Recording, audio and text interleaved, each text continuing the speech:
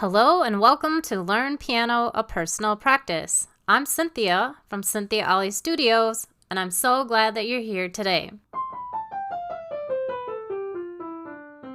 This season, we're focusing on core musicianship and piano fluency skills. Skills that help you go beyond just playing notes so that you can truly speak the language. Today's topic is one of the most fascinating and practical musicianship skills, audiation. Before we start, I want to remind you that Thursday, October 9th, there will be a 1-hour shortcut to learning how to play piano by using chords. If this is something you're interested in, you can find out more details about this class at cynthiaalistudios.com/piano community.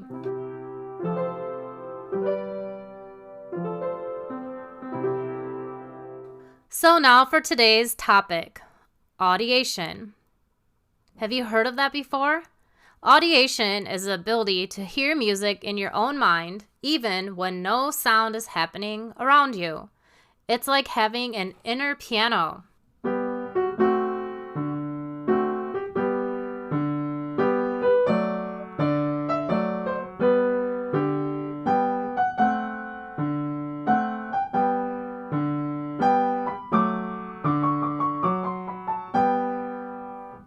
Audiation is to music what visualization is to sight.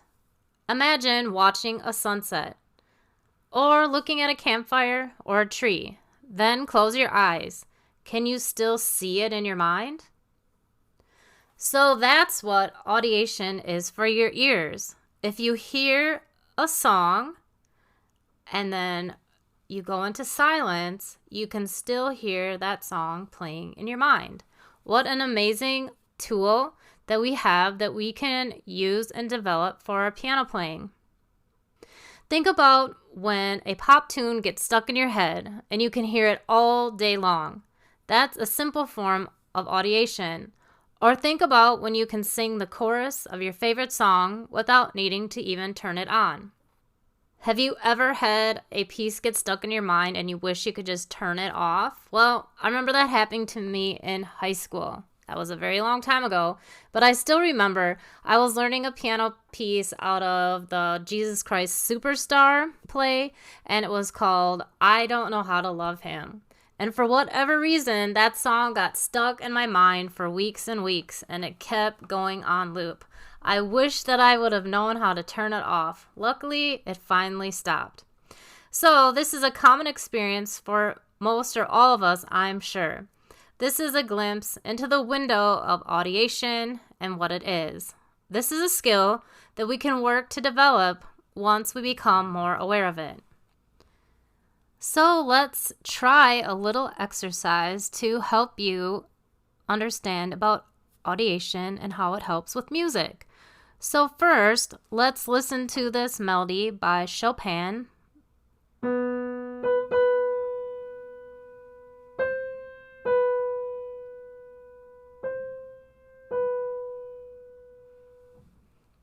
Okay, now in silence, I want to see if you can still hear that.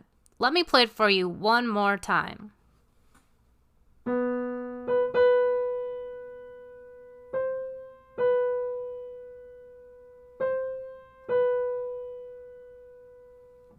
All right, now for silence, can you hear that?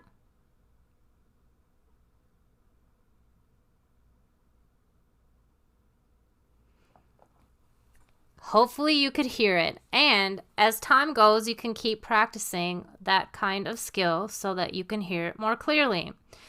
Now, when you're learning this prelude, the left hand has chords that go like this.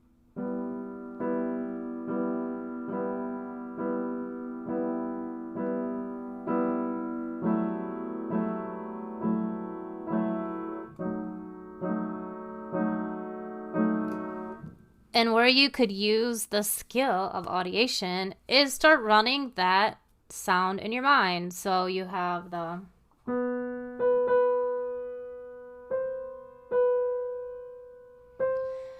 Now start thinking about that melody in your mind And then you're going to play the left hand accompaniment part. And in your mind, you're going to hear that melody line playing. So right away, you're going to start hearing. And then we bring in the left hand.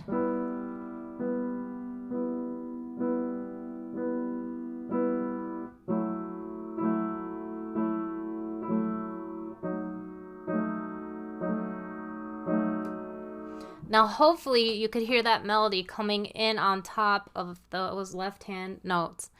That is one way to help. So you can learn the rhythm without playing your right hand. You could learn the rhythm just by playing along, which is kind of a fun skill to have. Let's try another thing for helping you develop audiation. So for this time, we're going to use the Sonatina by Clementi, Opus 36, number 1. Now I'm going to play the first part of this piece, just the first couple measures, and I want you to listen and then try to hear that back. So first, let's just try that. And now you can try to hear that in your mind. Now, let's try something a little different. Let's see if you can make it sound louder in your mind, and then we're going to have you try to hear it softer. So just playing that again for reference. Now, can you hear it really loud, like double or triple forte? All right, and then I'll play it again so you can remember. And then listen. Can you hear it very, very soft? So it's kind of fun to just play around with that skill that we can develop. It's just like looking at a sunset and you see that sunset so vividly with your real eyes, and then you can close your eyes and still see it. And even you can remember later and you can still see it even years later. You can still have a view of that beautiful sunset. So same thing with our inner ear, our invisible ear, the one in our mind. We can still hear that even years later. We could still hear that da da da dun dun da da da dum. What an amazing ability that we have. I used to always wonder how Beethoven could keep writing music after he lost his hearing. That was so perplexing. Now I understand. He could still hear the music in his mind.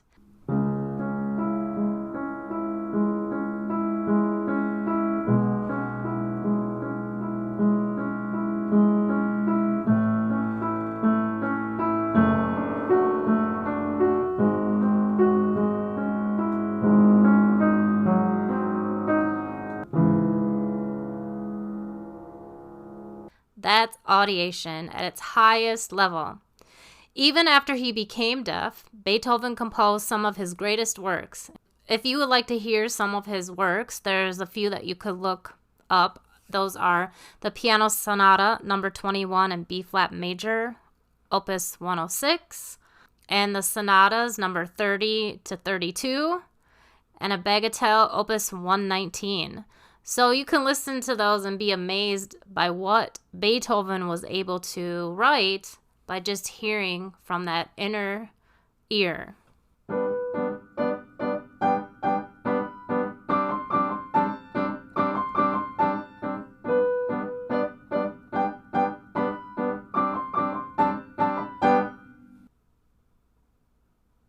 So imagine he was able to hear entire symphonies with all their details just in his mind alone. For pianists, this is inspiring because it shows us that hearing in your imagination is just as important as hearing with your ears.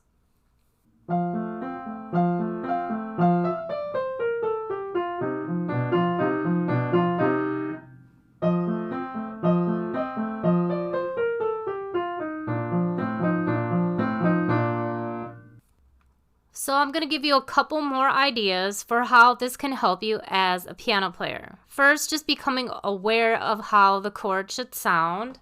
So I'm going to play a C major. And now can you hear that in your mind? And then if you're playing a song and you know it's supposed to have a C major, you'll start recognizing that because you can already hear it in your mind. And then wonder if it's C minor. And then in your mind you can contrast that, happy sounding C with that minor sounding C. So you can just go back and forth in your mind from the major C to the minor.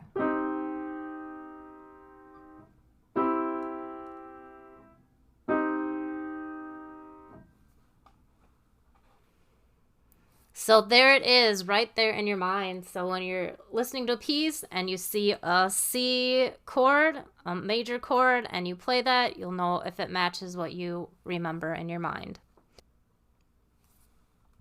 Also, if you're trying to memorize a piece or be more fluent, you can hear that piece playing in your mind already, and this can help you memorize. It can also help you recognize if you're playing wrong notes or not. So if I was playing the sonatina by heart without music, and I have that intro part memorized, and I can hear it in my mind, and then wonder if I went, I would know, oh, that doesn't sound like what I'm actually hearing in my mind, so what do I need to fix? When I'm practicing a piece, sometimes I will just go through and without humming and without playing, I will sing that song in my mind. So you guys can't hear because I can't show you what I'm playing in my mind, but it would go something like da da da dun dun da da da dun da. I would hear that in my mind and I would go all the way through the whole entire piece. That would help me really know the notes that I was going to be playing for this piece. So you can use it for that too. You also can use audiation to try out different tempos, phrasing, and dynamics in your imagination before even trying them on the keyboard. I do a lot of practicing off the bench. That's when I take the piano book, sit on my couch, have a cup of tea, and then I'll just read through and hear the music in my mind as I'm reading through. And that'll help me work out the articulations, also like where I rest, different phrasing. I can decide on what tempo I like. I can play it through in my mind slowly, medium, fast. Which one do I like better? So if you really stop and think about it while you're playing and learning the piano, where do you use that skill? Maybe you already do and you haven't even thought about it, but I use it a lot. When I was figuring out this podcast, I was thinking, how do I actually use that skill? And I use it in all these ways that I've mentioned to you, and I'm sure there are many more. It even makes me become more aware of how often do I use that inner sound in my life as a musician. So in summary, audiation really can make your practice more efficient, your ear more sensitive, and your playing more expressive. So this week, I invite you to practice with audiation. Take a song that you love, listen to just 5 seconds, and then stop it. Can you still hear the melody moving forward in your mind? Try playing a chord like I did, and then close your eyes and see if you can hear it again in your imagination. Experiment also turning the inner volume up and down. Finally, take a piece that you're learning and try to hear it in your mind before you even play. Notice what changes when you sit down at the piano. Like I said earlier, just take your piano book and go sit on the couch and see if you can hear that song running through your mind. Become aware of the music that you just naturally hear in your inner ear. It's a fascinating skill to develop. So while you're just hanging around the house, just doing your daily tasks like laundry and dishes and cooking or cleaning or whatever, do you hear songs playing in your mind?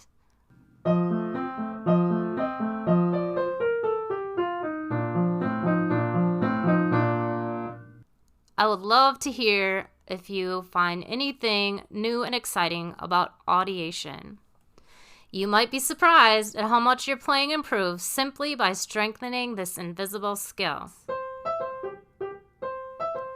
Next week, we'll continue our series with another musicianship tool that connects closely to audiation.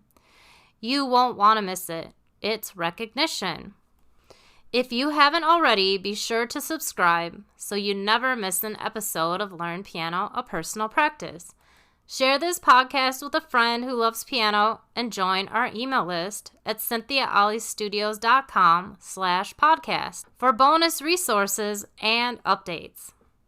And don't forget to check out all the offerings at cynthiaalistudios.com/piano community.